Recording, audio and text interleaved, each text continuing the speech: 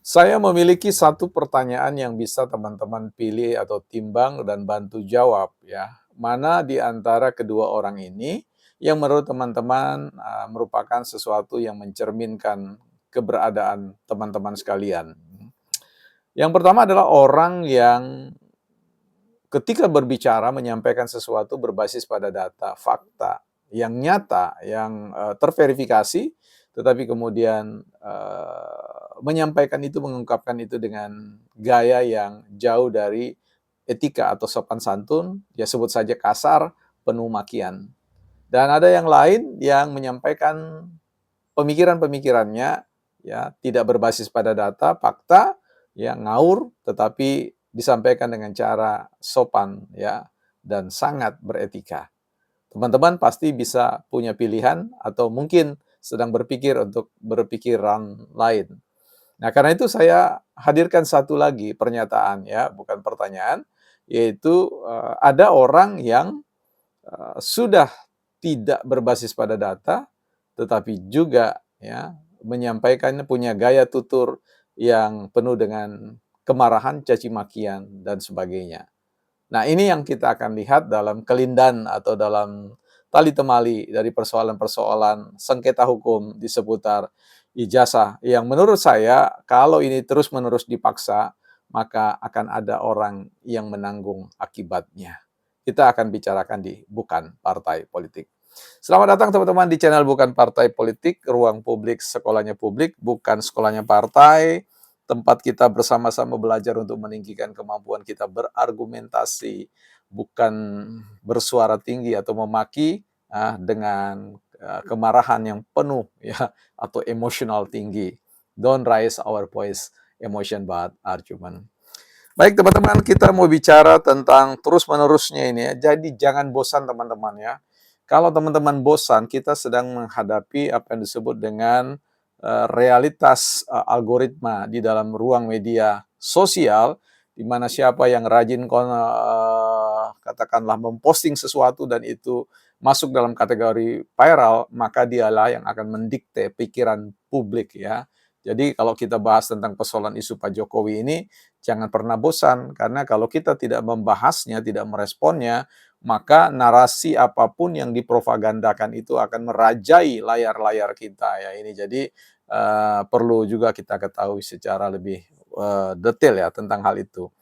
Nah, kita bicara tentang bagaimana agresifnya rekan kita Dr.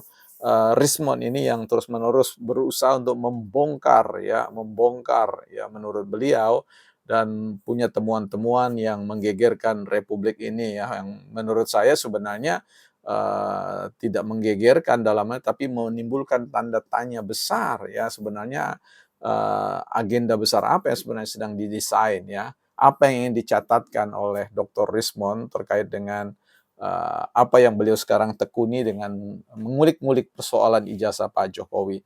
Kita tidak bahas soal ijazahnya, tapi potensi yang terjadi ya kalau ya kemudian pihak seperti Dr. Rismon ini terus-menerus mengejar sampai pada satu titik terakhir di mana kemudian pihak UGM mengatakan, baiklah kalau begitu kita respon anak kita ini ya. Jadi UGM pasti akan mengatakan anak kita ini karena anak kita ini juga perlu direm ya. Kalau tidak direm nanti kebablasan dan sebagainya. Nah, baik UGM dan juga Dr. Rismon ya, pasti akan berhitung ya satu dengan yang lain dan kita akan lihat hitungan mana yang sebenarnya yang akan lebih mantap ya, punya tingkat presisi atau ketepatan yang sangat tinggi untuk bisa membawa pencerahan bagi kita di ruang publik ya terkait dengan gugatan-gugatan itu.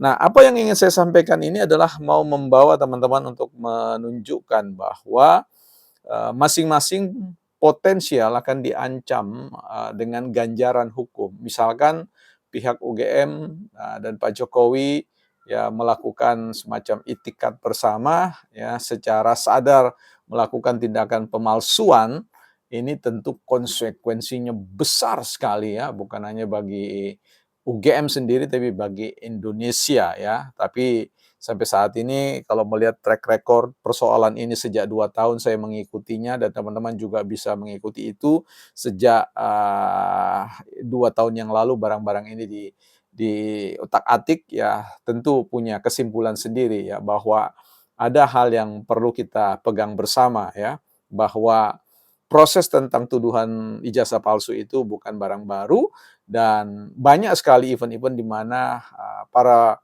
penggugat itu berguguran ya, jatuh seperti bintang ya, apa komet atau apa meteor dari langit ya. Ya saya bukan seorang ilmuwan astrologi ya.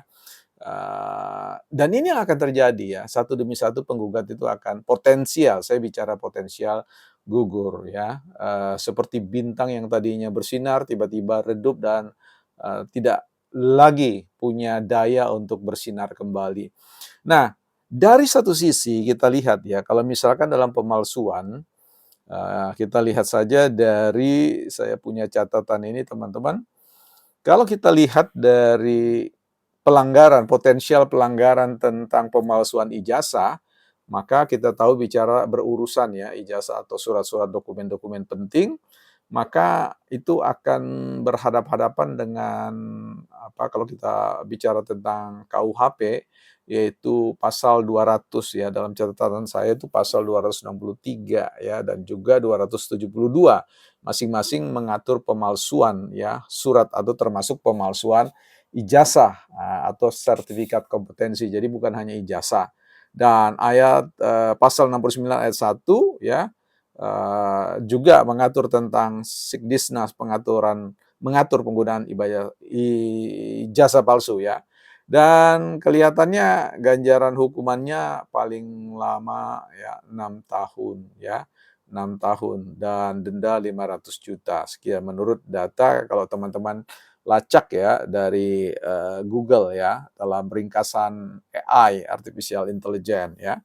Dan kemudian kita lihat bahwa di posisi Risman dan yang lain-lain, Rismon ya, dan yang lain-lain mereka berpotensi diganjar atau tersandung dengan Undang-Undang ITE ya, terkait dengan, Undang-Undang Nomor 11 Tahun 2008, Junto atau yang berkaitan dengan Nomor 19 Tahun 2016, yaitu larangan penyebaran ya berita hoaks yang mengandung kebencian, permusuhan atau fitnah yang juga ganjarannya penjara maksimal 6 tahun atau denda 1 miliar Bang Rismon ya, seperti itu.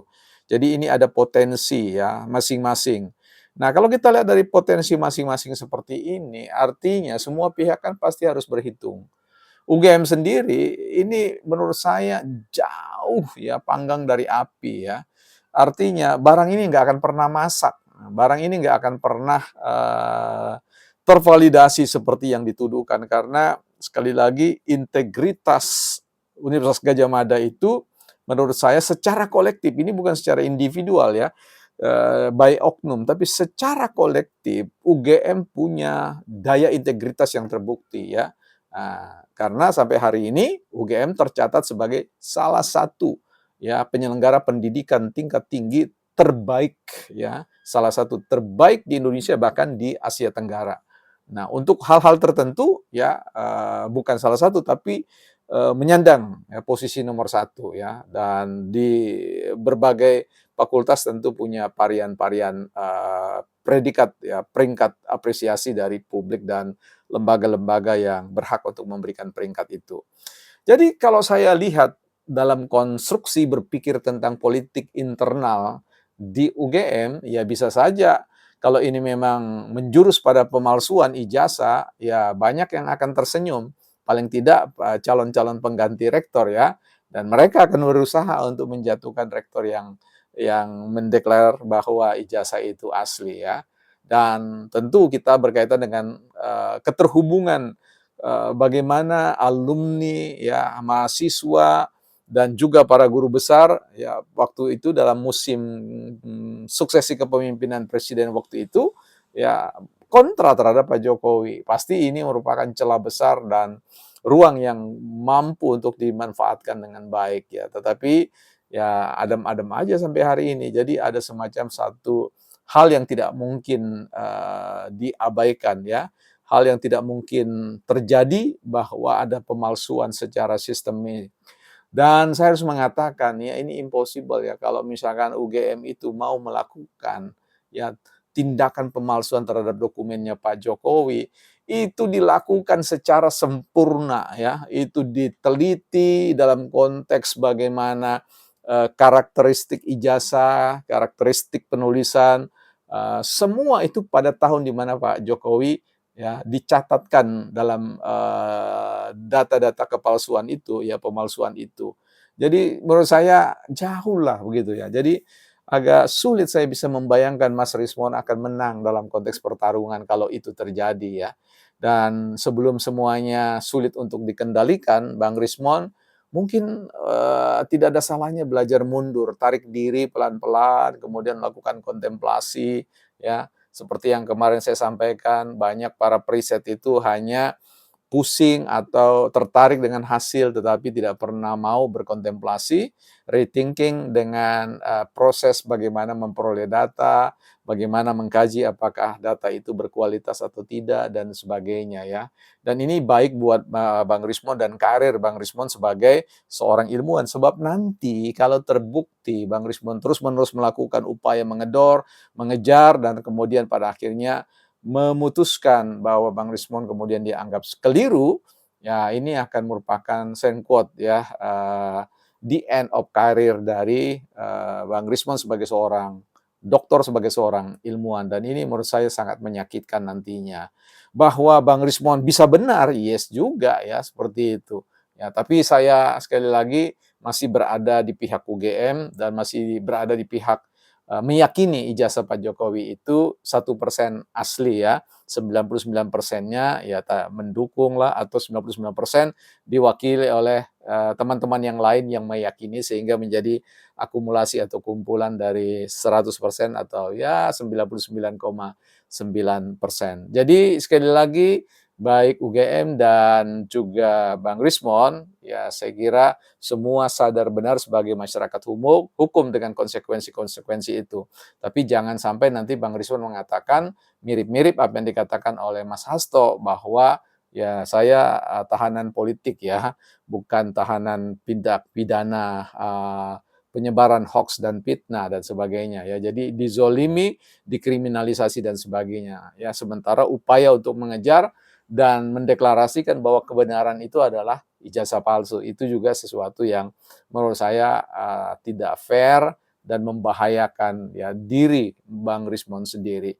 Kalau ingin terus-menerus melakukannya, saya kira, dalam kontemplasi yang saya katakan, ya ada baiknya juga ya memahami filosofi anak panah itu kalau memang, tajam, benar, ditarik ke belakang itu kan mundur, tapi sebenarnya akan melesat lebih jauh lagi ya.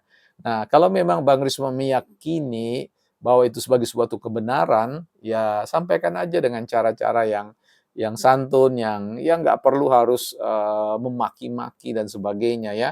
Yang menurut saya itu justru, merendahkan, martabat sebagai seorang ilmuwan. Karena, dalam masyarakat ilmiah itu ada konsensus bagaimana, bahasa pengetahuan itu jauh dari bahasa yang sangat emosional. Saya belajar loh Bang dari alma alma mater kita sama-sama ya. Kita sama-sama lulusan dari UGM dan kita dididik oleh guru-guru kita untuk membahasakan ya problem-problem sosial itu dalam bahasa yang sangat terukur, ya perlahan, penuh kehati-hatian ya, dan tidak selalu mendeklar bahwa sesuatu itu pasti benar. Karena sekali lagi setinggi-tingginya kita studi dengan ijazah doktor kita, kita hanya mau mengatakan bahwa temuan kita itu adalah hipotesis. Ya, hipo itu rendah, tesis itu pernyataan. Jadi sebuah pernyataan atau kesimpulan yang rendah. Nah, kalau Bang Rismon kemudian meledakkannya dengan 100 miliar persen, 11 triliun persen, itu menurut saya ya ada yang keliru dalam konteks mindset atau paradigma keilmuan Bang Rismon sebagai seorang doktor, bukan partai politik.